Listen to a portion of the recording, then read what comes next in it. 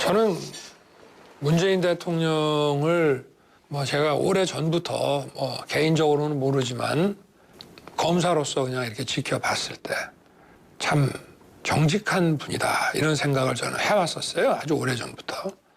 소위 말하는 특정 민주당과 연계된 사람들을 다 모아가지고 거의 검찰을 상대로 협박을 했습니다.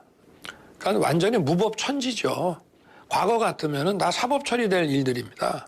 새 정부가 또 들어오면은 자연스럽게 전 정부에 있었던 일이 적절한 시차가 지나면서 1년, 2년, 3년 이렇게 지나가면서 적발이 되고. 네, 윤석열 국민의힘 후보의 발언 들어봤는데요. 민주당 반발이 큽니다.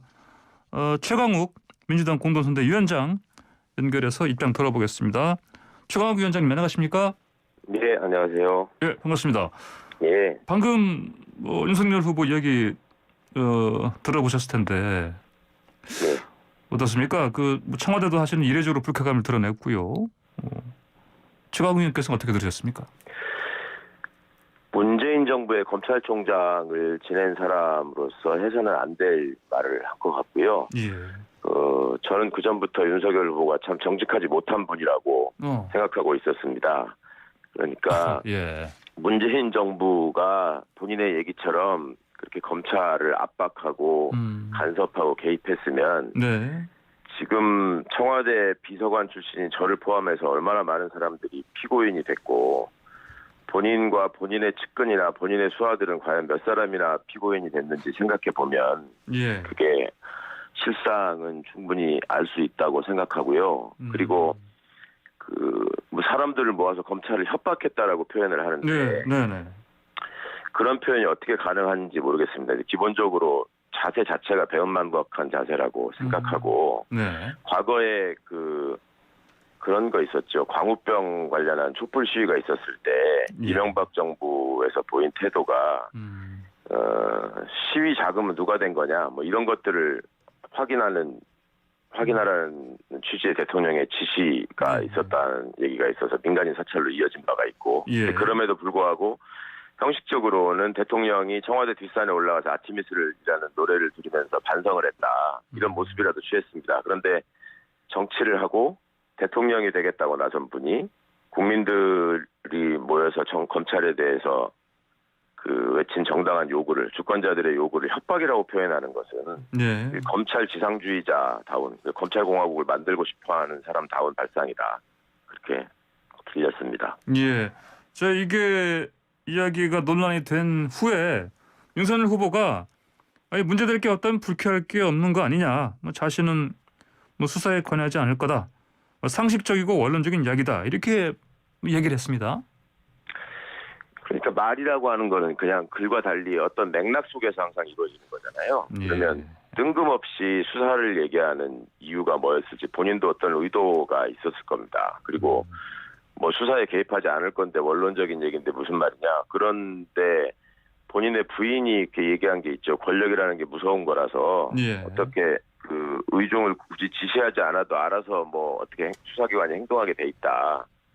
이제 그런 위험성이나 문제점을 알고 있는 사람들이 수사가 어떻고 그다음에 누가 유능해서 어떤 자리에 둬서 어떻게 하고 이런 것들이 검찰 조직에 보내는 분명히 신호거든요.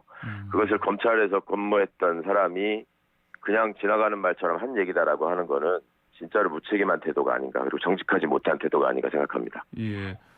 윤석열 후보가 만약 당선된다면 이번에 인터뷰에서 한 발언 그에 따라서 물론 이게 원론적인 얘기라고 했습니다만 실제로 현 정권을 대상으로 하는 적폐 청산 수사 이게 이루어질 가능성 있다고 보십니까? 적폐청산 수사라고 명명하는 것은 네. 여러 면에서 맞지 않는 말이죠. 네. 지금 문재인 정부가 무슨 이명박 정부처럼 사적으로 이익을 취한 적이 있습니까? 권력형 범죄를 저지른 적이 있습니까? 박근혜 정부 때처럼 국정농단이 벌어진 적이 있습니까? 단순히 예. 이 수사를 운운하는 것은 본인이 얘기한 수사권을 가지고 보복하는 행위, 그러니까 검사가 아니라 깡패들이 하는 행위를 지금 하겠다는 공언에 불과한 것 같고요. 예. 그리고 다른 것보다도 이 정권을 잡은 다음에 뭐 수사를 해야 된다 하지 않는다라는 말을 대통령 후보자가 했다는 것은 지난번에 그 전에 이제 민정수석실을 폐지하겠다라고 본인이 언급한 게 있습니다. 예, 이거는 예. 민정수석실이라는 완충장치를 둘 필요도 없이 본인이 직접 장악하고 사유화해서 네. 수족처럼 부리겠다는 얘기로밖에 들리지 않습니다. 어허. 검찰 장악과 사유화. 예. 그러면 그 아직 사실 현 정권하고 윤석열 후보가 그 검찰총장 당시에 대립을 일으킨 그 이유 중에 하나가 그 원전 수사 아니겠습니까? 근데 예. 이게 아직 종료되지 않았거든요. 그러면 예. 만약에 윤석열 후보가 집권하게 되면 검찰의 칼이 문재인 대통령을 향할 수도 있다. 이 가능성 어떻게 보십니까?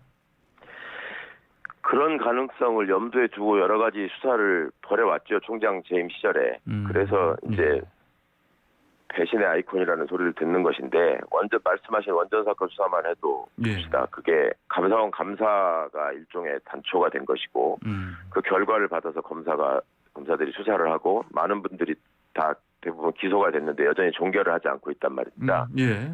그리고 당시에 감사와 수사를 벌였던 두 사람들은 공교롭게 둘 다 예. 임기 중반에 그러니까 가장 공정성과 독립성이 중요하기 때문에 임기를 부여한 사정기관의 수장 직위에 있었던 분들이 둘 다 임기 중간에 그만두고 정치를 하겠다고 국민의힘에 가서 야당 대선 후보로 경선을 했습니다. 예. 그렇다면 그분들이 행한 공무가 과연 공정하게 법의 잣대에서만 이루어진 것인가? 본인들을 드러내고자 하는 또 정권에 사격을 주고자 하는 정치적 의도는 없었는가 하는 것에 대해서 많은 분들이 그 중립성을 훼손하고 조직의 명예에 먹칠을 했다라고 지적을 했었죠. 그러니까 예. 그 부분이 문제가 있고 그다음에 울산 사건 공소장에 보면은 문재인이라는 이름 또 대통령이라는 직책의 표기 이것이 수십 차례 있었단 말입니다. 예. 그러니까 이것을 여전히 종결하지 않고 들고 있다라는 것은 예. 본인이 나중에 정권을 잡게 되면 활용할 카드로 쓰겠다. 뭐 그런 의혹을 받기에 충분한 행위였습니다. 예. 대장동 사건은 어떻게 될 것 같습니까? 본인이 만약에 대통령이 된다면 지금 공언한 것처럼 그 대장동 사건과 관련해서 예. 비판적인 보도를 한 언론부터 뭐 가만두지 않겠죠. 그거는 본인의 배우자가 공언한 일 아니겠습니까? 예. 매사에 보복을 얘기하는 분들인데 대장동 사건과 관련해서 지금 핵심으로 드러나고 있는 것들은 예. 그 부패 카르텔입니다. 그러니까 한국 사회에 권력과 재력을 가진 집단들이 어떻게 카르텔을 형성해서 막대한 수익을 얻고 돈을 나누는지 이런 구조적인 문제들이 드러나고 있고 또 그것을 받은 당사자들이 본인을 포함해서 다 검찰 출신들이 대부분이란 말입니다. 예. 그러니까 이런 점들을 제대로 수사할 수 있을 것인가. 결국 또 검찰의 이득을 위해서 검찰 조직의 보호를 위해서 또 향후에도 검찰 출신들이 그 취득하게 될 카르텔의 이익을 위해서 예. 여전히 과거와 같은 방식으로 이상하게 사건을 묻어버리지 않을까 그런 걱정을 합니다. 예.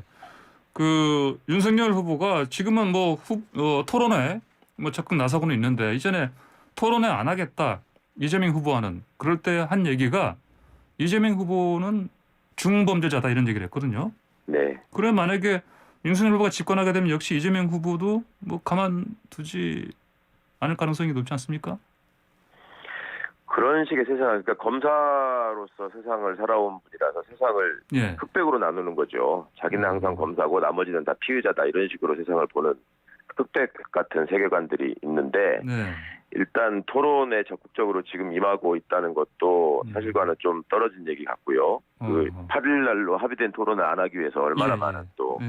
그 거짓말을 했습니까? 그러니까 그런 점들도 있고 과거에 또 상대 후보에 대해서 중범죄자 운운을 하면서 토론을 회피하는 태도도 바람직하지 않았을 뿐만 아니라 예의도 아니었고 예. 그런데 또 갑자기 또 손바닥 뒤집듯이 말을 바꿔가지고 후보자 검증을 위해서 토론은 굉장히 필요한 것이다. 반드시 필요한 것이다.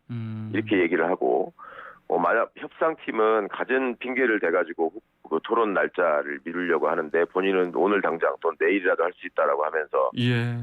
건강을 이유로 토론하기가 어렵다는 분이 폭탄주를 마시는 모습 뭐 이런 것들이 과연 어떤 게 진실이고 본심인지 이런 것들을 국민들이 이미 판단하실 거라고 생각합니다. 예.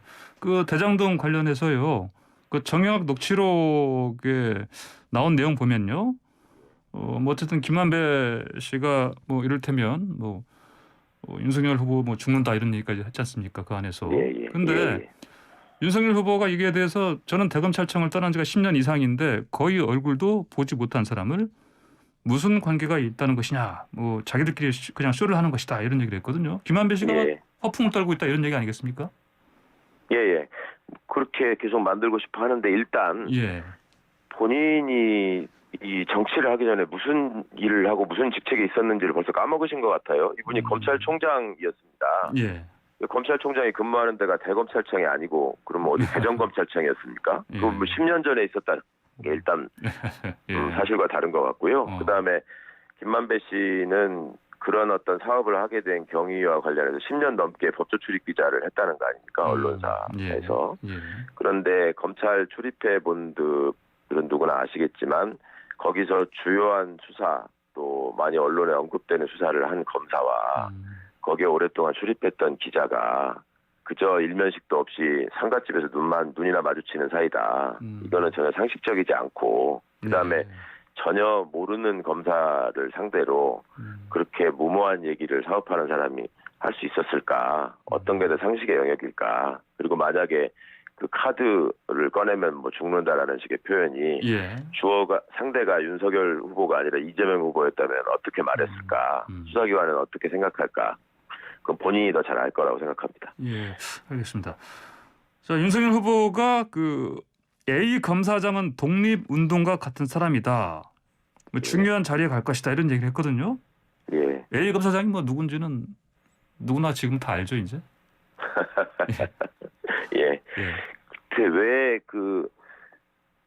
검사장도 아닌 검사장을 해본 적이 없으니까 그 A가 한동훈이라면 한동훈 검사를 그렇게 이름을 제대로 언급하지 않고 A라고 굳이 얘기했는지 모르겠는데 그나마로 과거에 채널A 기자가 제보자에게 얘기했던 것처럼 윤석열 한 칸 치고 최측근 뜨면은 나오는 사람들이니까 뭐 누구나 예측할 수 있는 말씀이고요. 그러면 한동훈 검사가 독립운동가라고 본인이 생각한다면 그 사고방식의 세계 속에서는 그러면 조국 장관 같은 분이 이또이로 봅니까?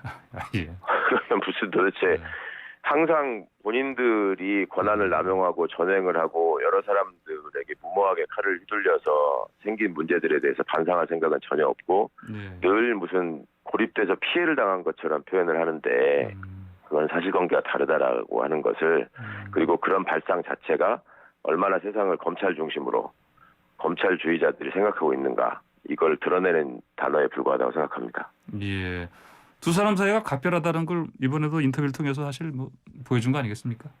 그렇죠. 그거는 뭐 익히 알려진 사실이고 어떤 인사가 있을 때마다 본인의 어떤 자리에서 그 한동훈 검사가 그냥 평검사임에도 불구하고 승진시켜가지고 중앙지검장으로 그 임명해달라라고 그 청탁한 것부터 포함해서 그다음에 중앙지검장과 차장으로 재임 시절에 아무런 뭐 절차나 거침이 없이 늘 무시로 그 중앙지검장 방을 들락거렸던 유일한 차장 검사라는 것. 그다음에 그 후에 후보 배우자와 한동훈 검사 사이에 벌어진 그 수십 차례 통화와 수백 건의 문자 뭐 이런 것들이 상식적이고 통상적이지 않다는 점을 볼 때 두 사람의 사적인 관계야 뭐 더 설명할 필요가 없을 것 같고요. 굳이 그런 사람을 언급해 가면서 수사를 얘기한 의도에 대해서도 충분히 간파할 수 있다고 생각합니다. 알겠습니다.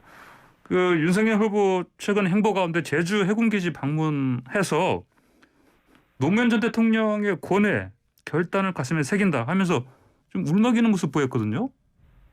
예. 이거 어떻게 보셨습니까?